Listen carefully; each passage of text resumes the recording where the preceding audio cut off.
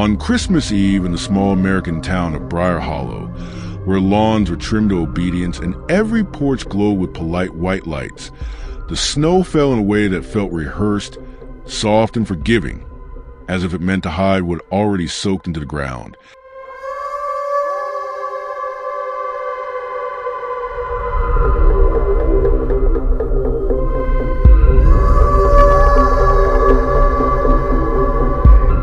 And I remember thinking that the air smelled wrong, metallic beneath the pine and cinnamon, when our family car rolled up to my uncle's house at the edge of town.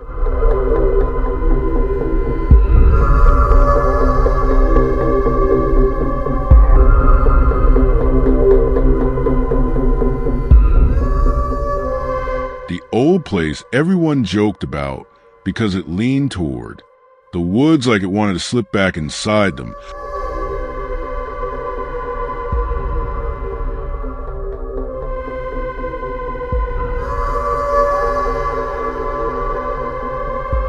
A joke that stopped being funny once the sun went down and the trees swallowed the last of the sky. Inside, the house was dressed for Christmas with tinsel sagging like tired veins, a tree glittering in the corner, and wrapped gifts stacked too neatly. But the warmth was thin, and every footstep echoed as if the walls were hollow, watching.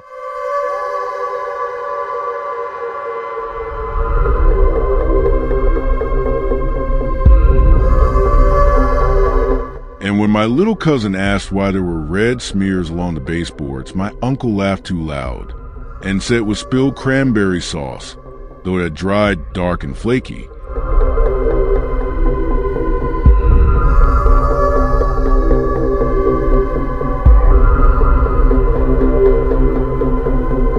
And when my aunt turned on the radio for carols, the signal stuttered and crackled into a low hum that vibrated in my teeth, making my head ache.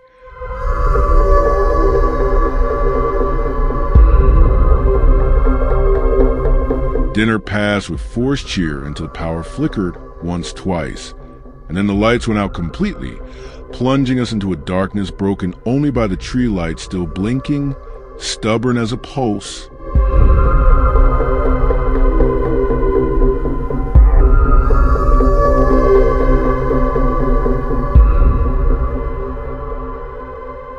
And the sound of something heavy thumping upstairs, slow and deliberate, like boots counting steps.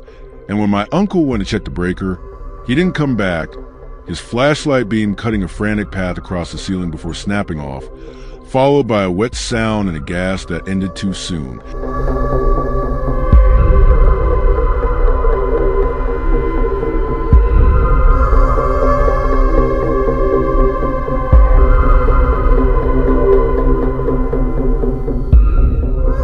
My aunt screamed his name and ran for the stairs despite us grabbing at her sleeves, and then her scream joined his, cut short by a crack like bone on wood. The tree lights flickered faster, bathing the room in red and green, and in that stuttering glow we saw footprints appearing in the snow outside the window.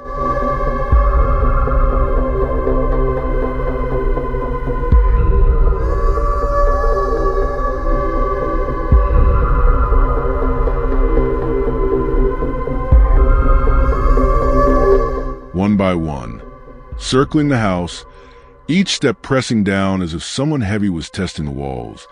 And then the front door creaked open on no one had touched it, letting in a breath of freezing air that carried the smell again, iron and rot.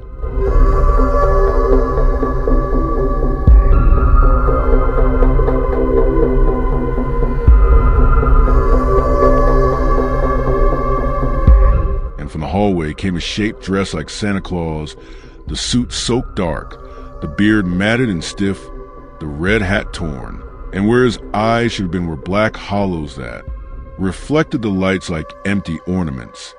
He dragged a sack behind him that left a smear across the floor.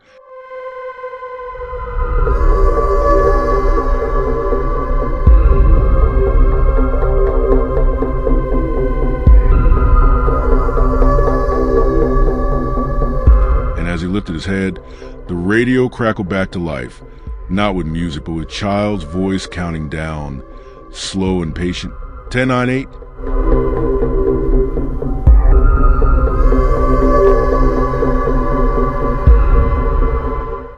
and we ran, slipping on the floor, my cousin falling hard and not getting back up as the Santa thing moved with sudden speed that didn't match its bulk, the sack opened into spill shapes that clattered wetly.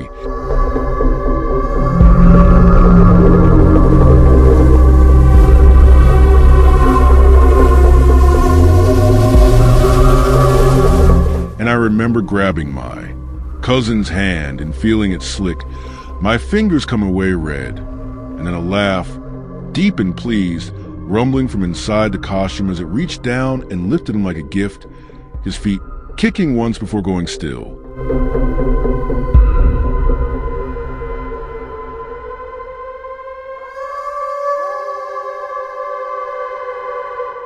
We fled into the kitchen, barricading the door with chairs, but the walls bled from their seams, thin lines at first that widened and dripped onto the tiles.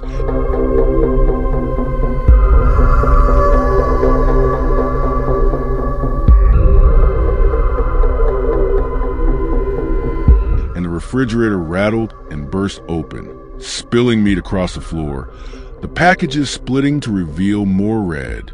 Beneath, and the counting on the radio reached 3, and the back door banged open as another Santa stepped in and another behind him, their boots tracking slush and blood, their bells jingling with each step in a rhythm that matched my heart.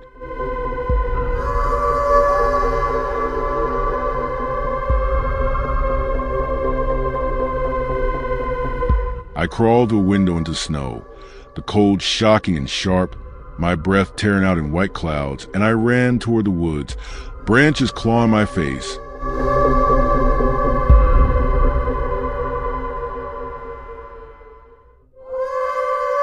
The lights of the house pulsing behind me, and from every direction came the sound of bells and laughter, and above it all the counting reached 1, and the world went quiet for a moment, so complete a hurt.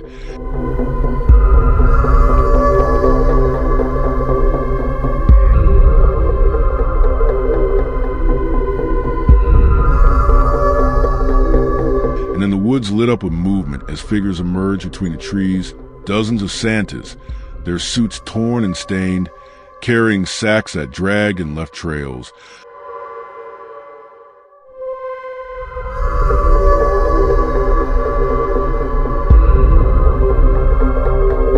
Their hollow eyes fixed on me as one lifted a finger to his lips, shushing, and I fell, my hands sinking into slush that stained my sleeves, and I felt them surround me.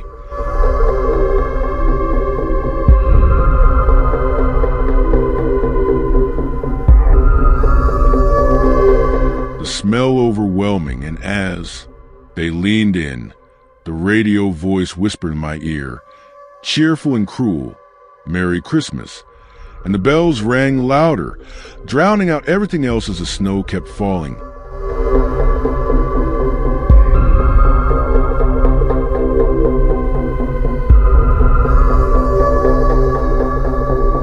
Soft and forgiving, covering the yard, the house, the woods, hiding the stains by morning when the town would wake to a silent edge of town home, lights still blinking, gifts still stacked, and no one left to open them.